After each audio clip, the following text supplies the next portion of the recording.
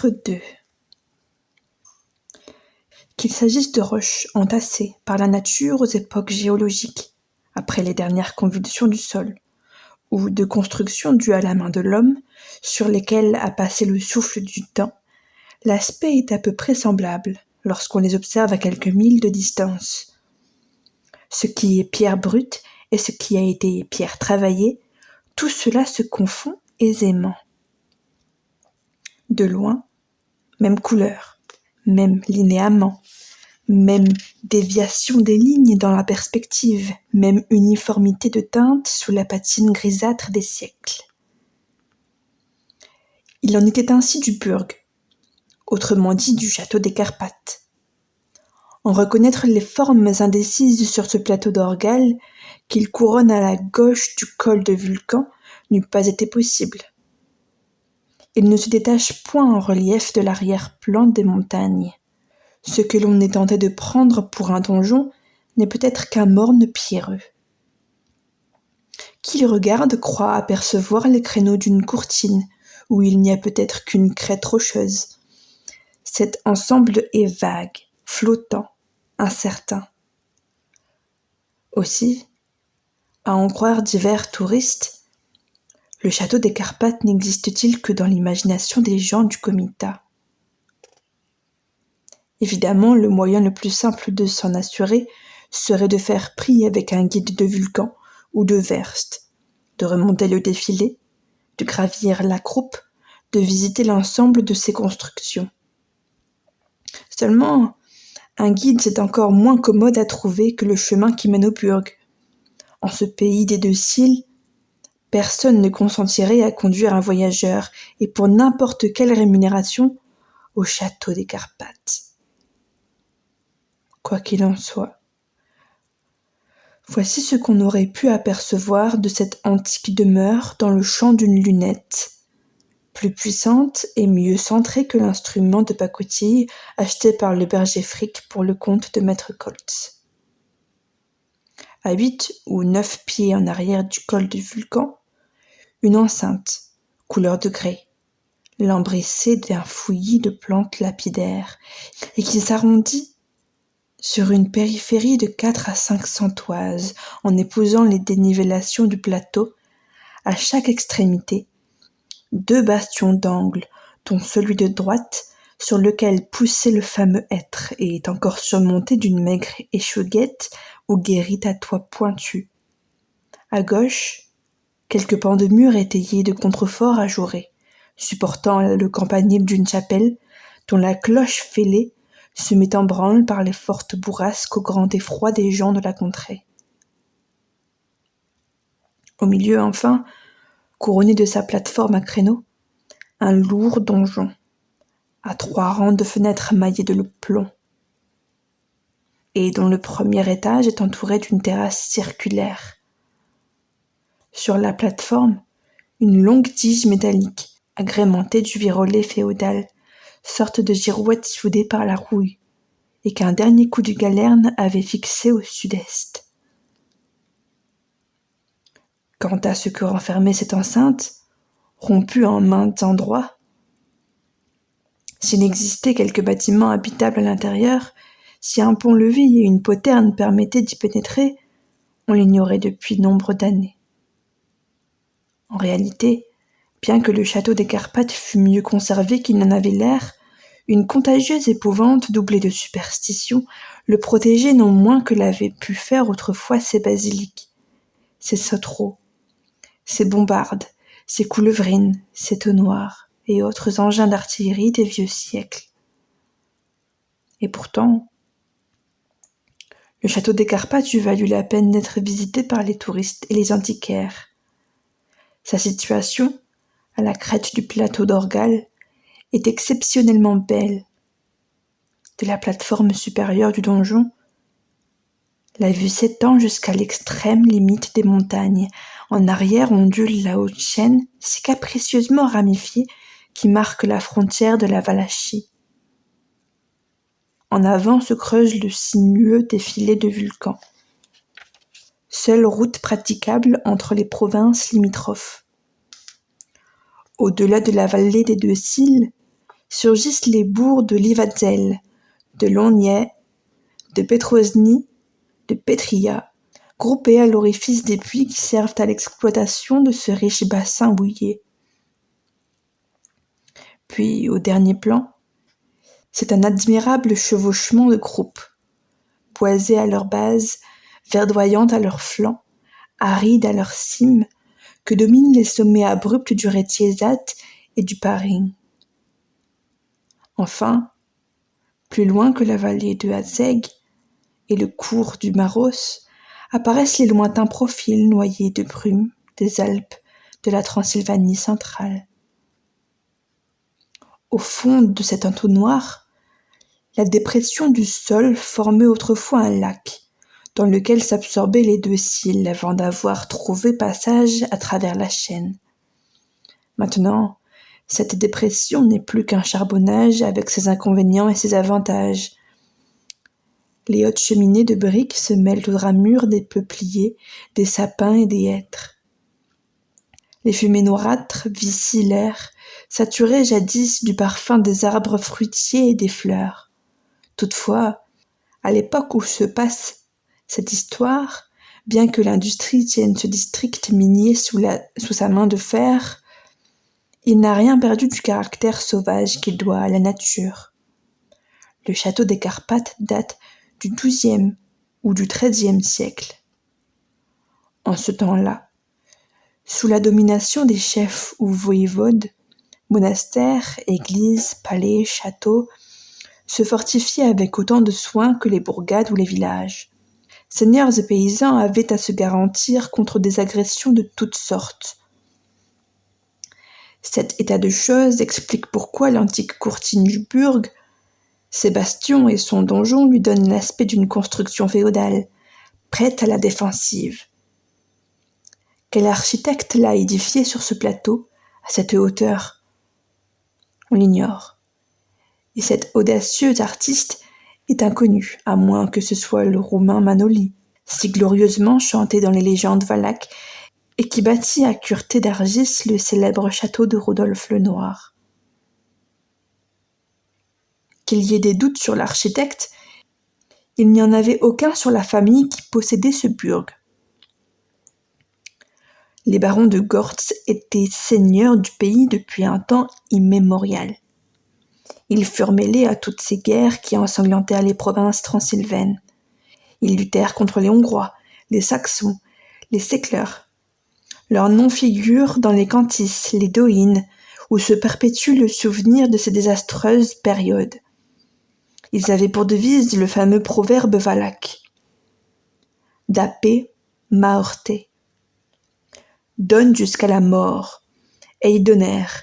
Ils répandirent leur sang pour la cause de l'indépendance, ce sang qui leur venait des Roumains, leurs ancêtres. On le sait, tant d'efforts, de dévouement, de sacrifices n'ont abouti qu'à réduire à la plus indigne oppression les descendants de cette vaillante race. Elle n'a plus d'existence politique. 3 talons l'ont écrasée. Mais ils ne désespèrent pas de secouer le joug, ces Valaques de la Transylvanie. L'avenir leur appartient, et c'est avec une confiance inébranlable qu'ils répètent ces mots, dans lesquels se concentrent toutes leurs aspirations. Roma non pere, le roumain ne saurait périr.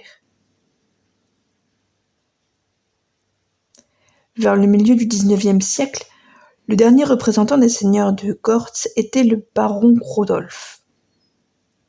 Né au château des Carpates, il avait vu sa famille s'éteindre autour de lui pendant les premiers temps de sa jeunesse. À 22 ans, il se trouva seul au monde. Tous les siens étaient tombés d'année en année, comme ces branches du être séculaire auxquelles la superstition populaire rattachait l'existence même du burg. Sans parents, on peut même dire sans amis, que ferait le baron Rodolphe pour occuper les loisirs de cette monotone solitude que la mort avait faite autour de lui ? Quels étaient ses goûts, ses instincts, ses aptitudes ? On ne lui en reconnaissait guère, si ce n'est une irrésistible passion pour la musique, surtout pour le chant des grands artistes de cette époque. Dès lors, Abandonnant le château, déjà fort délabré, aux soins de quelques vieux serviteurs, un jour il disparut. Et ce qu'on apprit plus tard, c'est qu'il consacrait sa fortune, qui était assez considérable, à parcourir les principaux centres lyriques de l'Europe, les théâtres de l'Allemagne, de la France, de l'Italie, où il pouvait satisfaire à ses insatiables fantaisies de dilettante.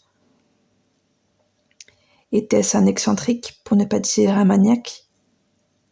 La bizarrerie de son existence donnait lieu de le croire. Cependant, le souvenir du pays était resté profondément gravé dans le cœur du jeune baron de Gortz. Il n'avait pas oublié la patrie transylvaine au cours de ses lointaines pérégrinations.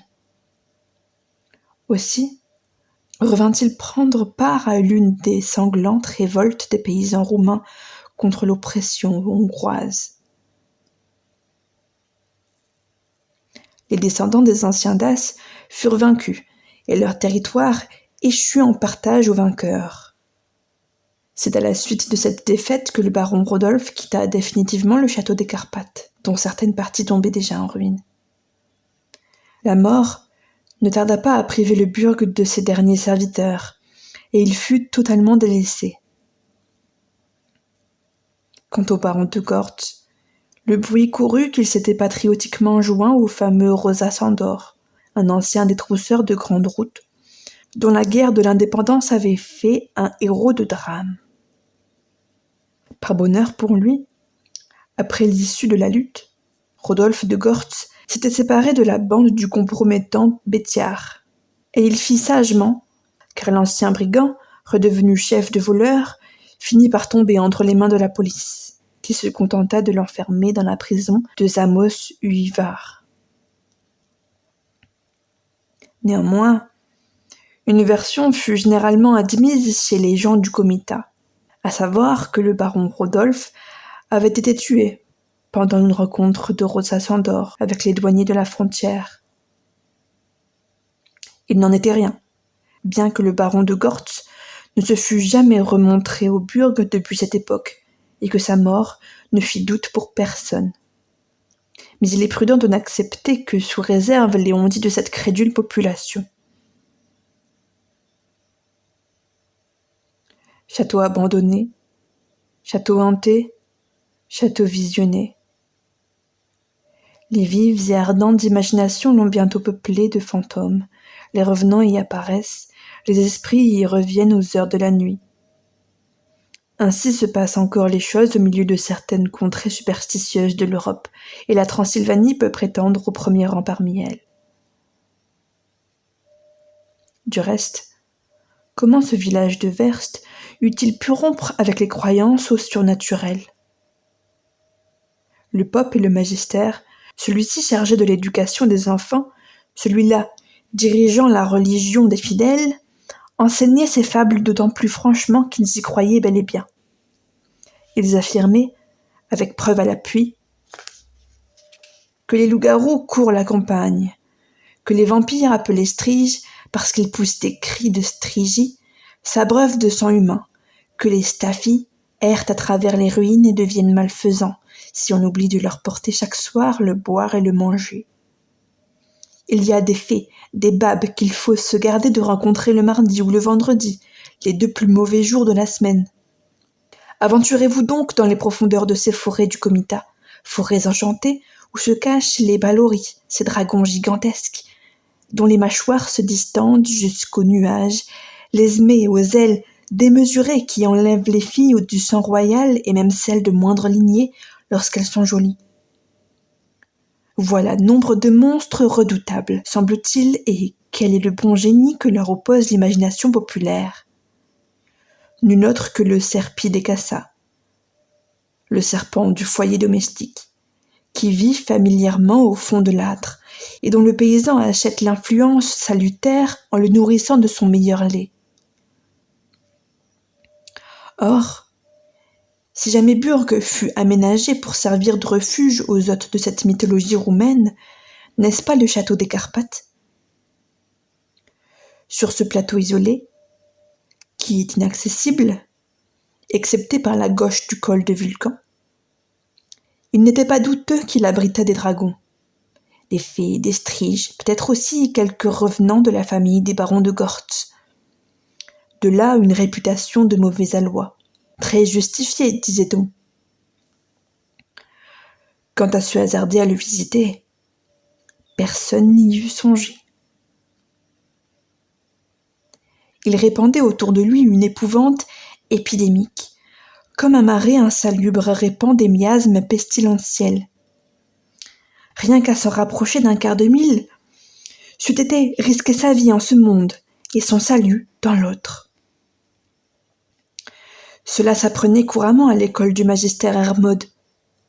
Toutefois, cet état de choses devait prendre fin, dès qu'il ne resterait plus une pierre de l'antique forteresse des barons de Gortz. Et c'est ici qu'intervenait la légende. D'après les plus autorisés notables de Verst, l'existence du burg était liée à celle du vieux être, dont la ramure grimaçait sur le bastion d'angle, situé à droite de la courtine. Depuis le départ de Rodolphe de Gortz, les gens du village, et plus particulièrement le pâtour Frick, l'avaient observé. Ce être perdait chaque année une de ses maîtresses branches. On en comptait 18 à son enfourchure, lorsque le baron Rodolphe fut aperçu pour la dernière fois sur la plate-forme du donjon. Et l'arbre n'en avait plus que 3 pour le présent.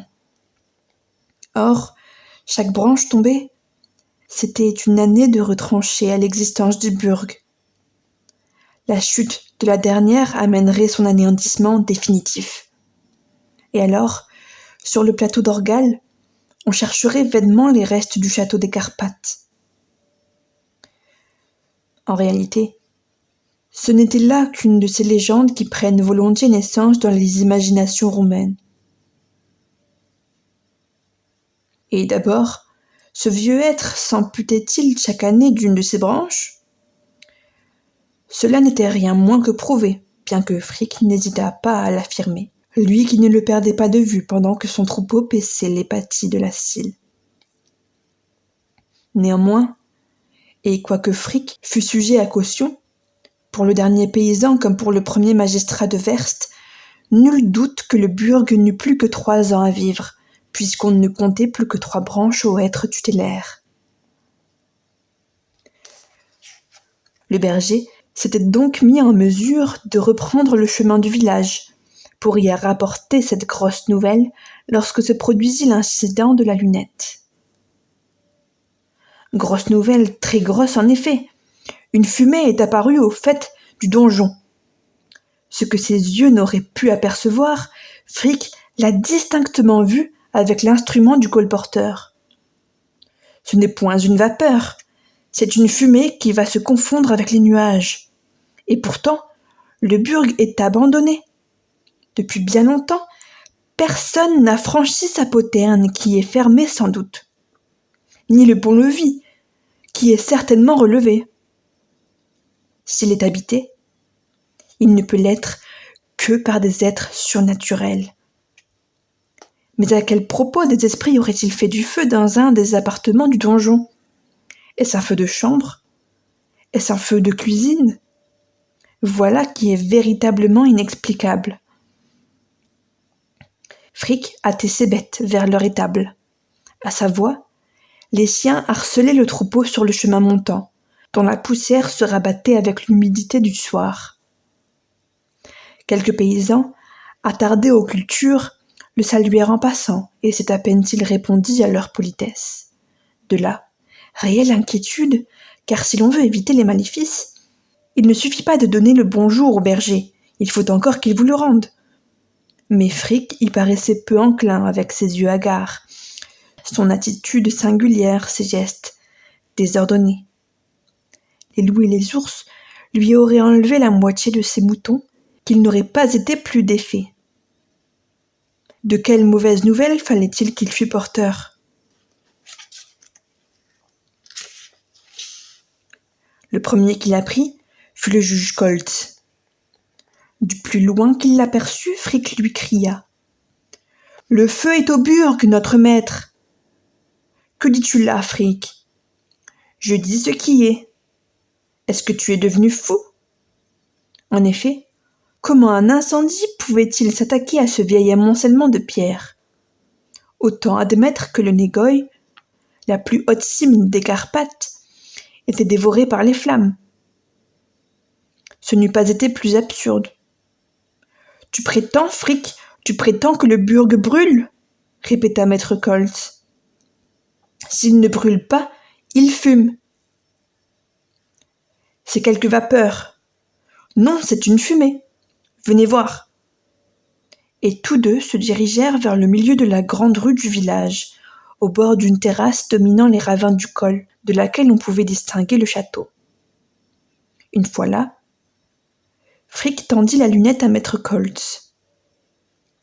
Évidemment, l'usage de cet instrument ne lui était pas plus connu qu'à son berger. « Qu'est-ce cela ?» dit-il. « Une machine que je vous ai achetée 2 florins, mon maître, et qui en vaut bien 4. »« À qui ? » ?»« À un colporteur. »« Et pourquoi faire ? » ?»« Ajustez cela à votre œil. Visez le burg en face. Regardez, vous verrez. » Le juge braqua la lunette dans la direction du château et l'examina longuement. Oui, c'était une fumée qui se dégageait de l'une des cheminées du donjon. En ce moment, déviée par la brise, elle rampait sur le flanc de la montagne. « Une fumée !» répéta maître Koltz, stupéfait. Cependant, Frick et lui venaient d'être rejoints par Miriota et le forestier Nickdeck, qui étaient rentrés au logis depuis quelques instants. « À quoi cela sert-il » demanda le jeune homme en prenant la lunette. « À voir au loin, » répondit le berger.